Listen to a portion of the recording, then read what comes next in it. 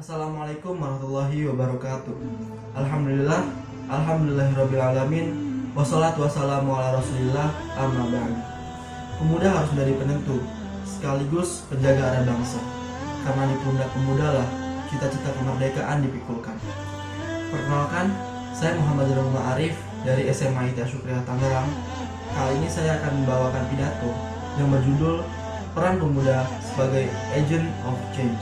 Profesor Renat Kasali menyampaikan di dalam bukunya yang berjudul Strawberry Generation mengatakan bahwa generasi milenial sekarang adalah generasi strawberry.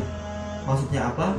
Maksudnya adalah mereka adalah generasi yang memiliki banyak sekali ide dan gagasan kreatif, tapi mudah menyerah dan gampang sakit hati. Ketika saya membaca kalimat tersebut, saya teringat oleh sebuah kisah sahabat Nabi.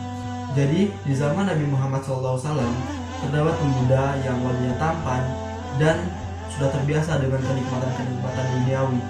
Namanya adalah Mus'ab bin Umair. Mus'ab bin Umair adalah seorang keturunan Quraisy dan dia dari kecil sudah terbiasa hidup di lingkungan yang pecandu khamar, penyembah berhala, dan penggemar pesta dan nyanyi-nyanyian. Dia sangat dimanja oleh ibunya. Bahkan, hampir dalam hidupnya, ia tidak pernah merasakan kesusahan. Rasulullah SAW bersabda, "Aku tidak pernah melihat seorang yang lebih rapi rambutnya, lebih bagus pakaiannya, dan paling banyak diberikan kenikmatan selain Mus'ab bin Umair." Hadis riwayat Hakim. Tetapi Mus'ab bin Umair adalah pemuda yang berbeda. Allah Subhanahu wa taala menanamkan iman di dalam hatinya. Dia diam-diam selalu mengikuti kajian-kajian Rasulullah SAW untuk memperkuat iman dalam hatinya. Bahkan yang seperti kita tahu, cahaya Islam yang ada di Madinah tidak terlepas dari seorang pribadi, Mus'ab bin Umair.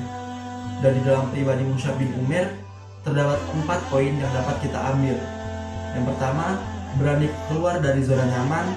Yang kedua, cerdas. Yang ketiga, memiliki skill penyampaian argumen yang baik. Keempat, kematangan dalam hal spiritual, emosional, dan sosial. Kita sebagai pemuda harus bisa mencontoh pribadi Mus'ab bin Umair, karena kita sebagai pemuda harus berani untuk keluar dari zona nyaman. Karena mau sampai kapan kita terus-terusan rebahan di kamar, membuka handphone, bermain Instagram, WhatsApp, padahal gak ada yang ngechat. Lebih baik kita gunakan waktu kita untuk hal yang lebih bermanfaat. Contohnya seperti meningkatkan literasi kita, seperti membaca buku, memperluas wawasan, dan lain-lain. Kita juga harus mengurangi rasa malas kita, apalagi di masa pandemi sekarang, banyak sekali waktu yang terbuang sia-sia. Lebih baik kita gunakan waktu yang terbuang itu untuk meningkatkan kecerdasan di dalam diri kita. Public speaking juga adalah skill yang sangat penting di zaman sekarang, karena dengan skill itu kita bisa sangat terbantu. Contohnya, kita bisa menyampaikan argumen kita kepada orang lain dan bisa diterima dengan baik. Lalu kita bisa mengkritik pemerintah apabila ada kebijakan-kebijakan yang kurang berpihak kepada rakyat. Dan kita juga harus bisa untuk mengontrol diri, karena di usianya kita adalah usianya semangat-semangatnya belajar hal-hal baru. Kita tidak sabaran dan selalu ingin cepat, selalu mencari jalan yang instan. Tetapi di dunia ini tidak ada yang instan, kawan. Maka bersiaplah untuk menjadi 10 pemuda yang diharapkan Bung Karno untuk mengguncangkan dunia. Jadi kita sebagai generasi milenial harus bisa menjadi agent of change, yang bisa keluar dari zona nyaman, cerdas, memiliki skill public speaking yang bagus, dan matang dalam hal spiritual, emosional, dan sosial.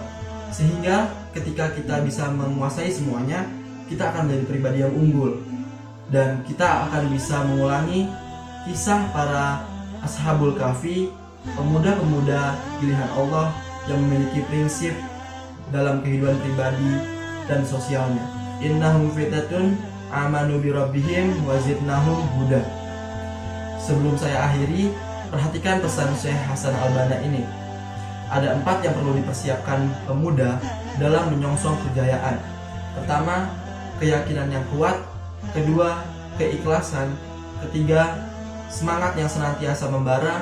Dan keempat adalah mau berkorban dan merealisasikannya. Sekian dari saya, kurang lebihnya mohon maaf.